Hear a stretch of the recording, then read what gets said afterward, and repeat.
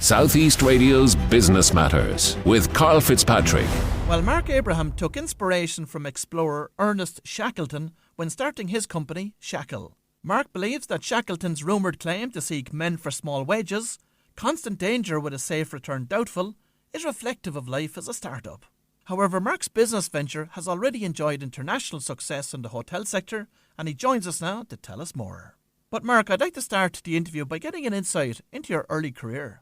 Morning, Carl. Yes, I suppose it started when I grew up on a farm in Ireland and outside Tullamore. My dad's a farmer. My granddad was a cattle trader. My other granddad was a small shopkeep owner. So, all I knew was when I worked with the three of them, when I wasn't in school or wasn't studying, I was working with one of the three of them. And that really gave me the first insight into, in essence, being an entrepreneur. I probably didn't think of it like that at the time, but it's definitely where I got my work ethic and ambition to kind of run my own business. When I went to university, I thought at the time I wanted to work in finance. So I looked at the BCom/economics undergrad, and you might be aware of the Shannon College of Hotel Management in the west of Ireland. It has a dual degree course now with the University of Galway. So I actually got 2 degrees out of it, and that was the theory behind it in the era of making your CV look good. That was the theory that I went with. But it was the best university degree I could give any young person some advice on doing, because I got practical experience as well as my BCom with economics. I got to work abroad for 3 years. My first year was in the Sofitel Heathrow in London. I worked in the NH hotels in Brussels, and I worked in Chicago for a hotel group, as well as many hotels across Ireland. And it was just an incredible experience. And it was through that experience in working in those hotels that inspired the idea for Shackle. It did. I actually had the idea a number of years before I went ahead and started it. So think about today's consumer behaviors. With Uber, you can get a cab outside in 2 seconds. With Deliveroo, you can get your food delivered. You can get your groceries delivered. But across your hotel stay, I was always wondering, why is it such an archaic way of operating? The fact that everything is physical. You arrive at the hotel desk and you queue up. If you're in the room, you have to pick up a phone if you want anything. Every sort of interaction across the hotel stay is a physical journey. And I always questioned why we can't make the guest's life easier by utilizing technology. But it wasn't until a friend who's actually a venture capitalist, Melissa Lester in London, were on the committee of a hotel group called the Ned, part of Soho House's family, said that you'd love technology. And at the time, I didn't know too much about software. I didn't know what a venture capitalist was. I didn't know what a startup was. But she put me forward to join the Founders of the Future Fellowship, which is part of Founders Forum in the UK, which Brent Hoberman of lastminute.com started. And that was where I started to learn about software as a business model. And of course, the company is actually named after the famous explorer Ernest Shackleton. It is. My grandmother, Granny Olive, she used to talk about Ernest Shackleton a lot. And I loved all about his journey, read his book. And if you actually look at his job postings, I'm sure you've seen it before, where he was hiring for people, he said, for hazardous journeys, small wages, bitter cold, long months of complete darkness, constant danger, safe recognition doubtful, honor and recognition in case of success. And if there was ever a job posting that described a startup, it's that. And then obviously by endurance we conquer. So between travel, hospitality, startups, I felt it was the perfect name. So talk us through the service offering by Shackle today. I talked earlier about the physical process of all hotel journeys or interactions. And we basically just digitalize every interaction you can think of from one app. So instead of arriving at the desk and handing over your passport, handing over your credit card, signing a piece of paper and getting a plastic key card, after you make a booking with one of our hotels or on booking.com or Expedia, you'll receive an email, a text message, a WhatsApp about Shackle, the benefits it has. You'll download it. You'll be able to pay for your room nights. You'll be able to fill in your registration card to check in. You'll be able to open up the room door using your phone. You'll be able to order room service on the go, talk to the front desk, check out and pay your bill. I think the big difference to note is we don't white label the app for the hotel, because we don't believe guests want 100 hotel apps. We believe if they go to Dublin or London or Dubai or New York, that one app should be able to work across multiple brands.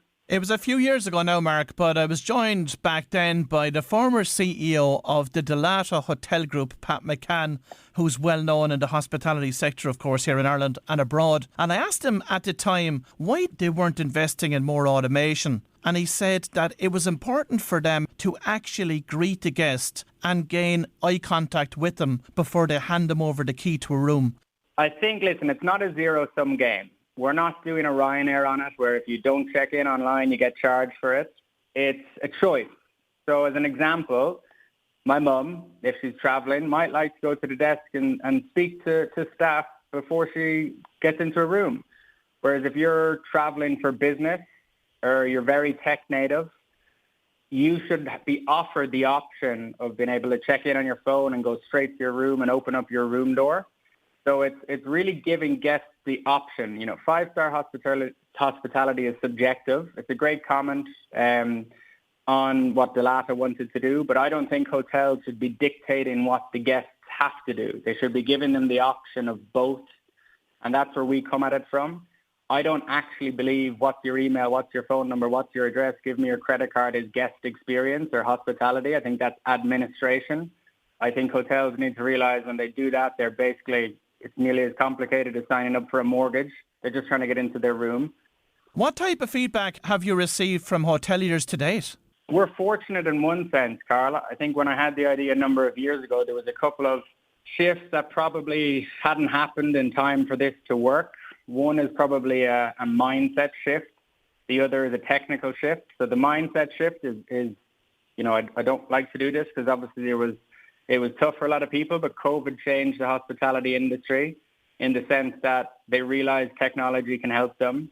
It was all about contactless and not touching stuff, and thankfully that has stayed true now. They really are adopting tech at a rate faster than they ever have before. And you may have spoken to many B2B cloud companies over the years, and when software moved to the cloud in business, it allowed startups to scale rapidly because you didn't need to integrate on-prem. Hotels have moved to the cloud over the last 2 years. Oracle is the biggest property management system. They're all moving to the cloud now, so it allows for integration to scale. So there's two big shifts that have allowed this to happen. But in essence, the hotels are starting to, you know, think from the guest side now. And every day when the hotel managers go home, they're probably getting an Uber home and ordering their, you know, takeout on Just Eat or Deliveroo. So they need to start offering the same products they're using every day to their guests.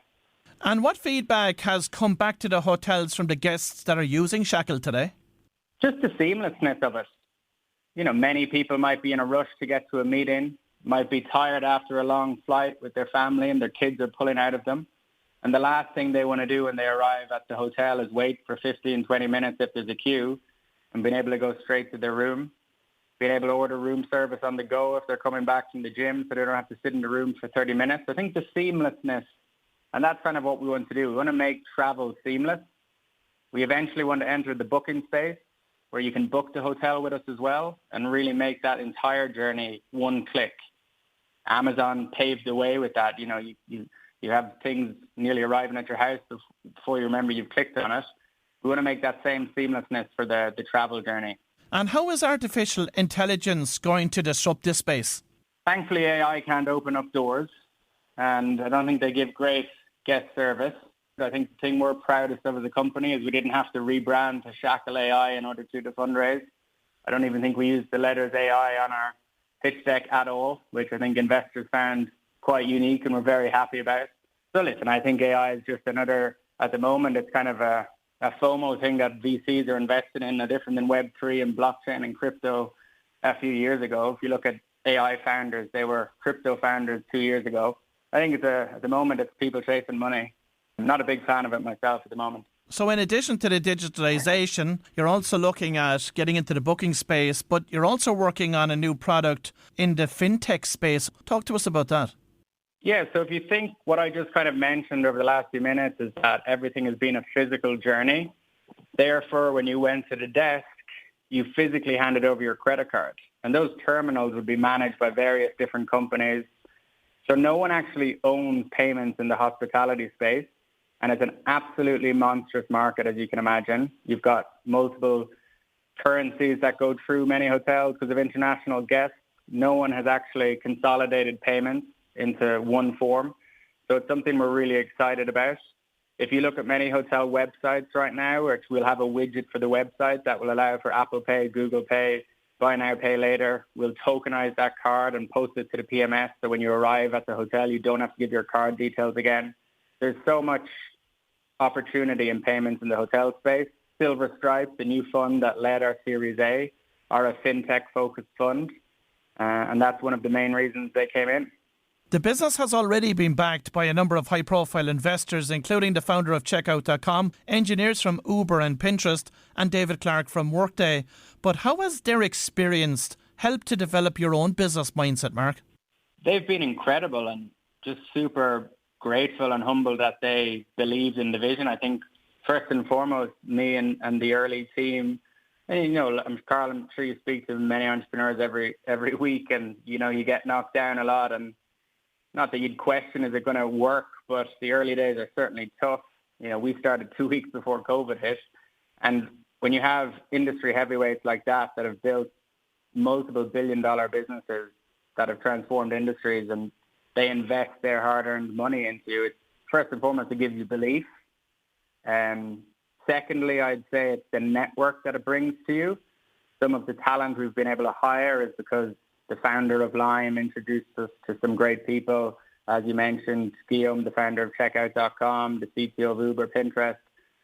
The network they have to bring in talent, to get new investors, it's been huge. And yeah, me and Brad, the founder of Lime, he's gone through many war stories. I think he was the fastest company ever to raise $1 billion and then got acquired by Uber, etc. So, you know, the war stories he shares and the tactics he shares has been invaluable, really. And with staff currently operating from Dublin, London, Amsterdam, New York and Dubai, the business certainly has a global footprint. So what lies ahead in terms of international expansion? I think it's going deeper in those markets rather than expanding to new ones. You know, we have New York live and operational with the biggest owner of hotels in New York City. We try to map out our next cities based on flight paths. As you can imagine, we have our eyes on the booking engine in the future. So if you look at New York to Miami, Miami to LA, they're the flight paths that we look at. We think a great region to launch our first ever booking engine will be in the UAE and the GCC, because you've got such a massive staycation market where local residents travel to different Emirates. So Abu Dhabi, Dubai, Ras Al Khaimah, Sharjah, and having, you know, 20 to 30 hotels in each of the Emirates, allowing the guests to feel like you've optionality when you went on our booking engine. It'd be difficult to tackle Europe today, because if we already had 2 hotels in Barcelona and 2 in Lisbon and 2 in Rome, you might not feel like you're given options. So I think going deep in those markets, with the UAE being probably our biggest strategic opportunity to launch the booking engine, will be where we'll focus. And what does your sales strategy encompass? It's still founder-led sales at the moment, which means I'm probably the single point of failure. Fortunately, went to an incredible hotel university that has a great alumni. Our investors make great introductions. Our current clients make great introductions. We have a hotel podcast where we bring on leaders in the industry who speak to me on the podcast, and that tends to lead to great introductions. We're building out our first ever sales team as we speak. We're going to be getting people from the hotel industry that have a pre-built network to some extent. We'll move away from founder-led sales. Demand generation is our big strategy. So just putting out incredible content, whether that be podcasts, webinars, interviews, reviews of hotels, and really building content where the hotel industry can see it, they can engage in it, they're brought value, and ultimately they reach out to us to speak to us. And that's how we're planning at the moment. But fortunately, we have a pretty good network at the moment. And for our next 3 years, in terms of our goals and the business plan, we feel we've enough in the pipeline as it is not to be worried. And Mark, finally, for anyone listening this morning that's inspired by your own story and interested in starting their own tech company, what advice have you got for them? First and foremost, I would say don't do it if you don't really believe that this is the right job for you, because ultimately it is a job. And I think many people look at the glamour of the founder life, but you do give up so much of your life. It is so painful. It's pretty hard. It's not fun. You are the person who takes all the punches in the face because the buck stops with you. I've raised $20 million now. I take that with a huge level of responsibility. I don't feel like it's my company. I just represent stakeholders, my team, my clients, and my investors. My job is to return capital. So I think the first thing is, rather than try and inspire them to start, it's probably try and put them off even thinking about starting and not look at the glamorous side. Because if you need to be inspired to start a company, you probably shouldn't start it. Not to be negative, but it really is. There's nothing else that you could do other than start a company, especially if you choose to take other people's money. Different if you want a lifestyle business and it's on you and you're not taking other people's money. But the day you take another person's euro, you work for them. Well, if you've just tuned in, that was Mark Abraham from Shackle, and we would like to wish Mark and his team every continued success on his own adventure with the business. Southeast Radio's Business Matters with Karl Fitzpatrick.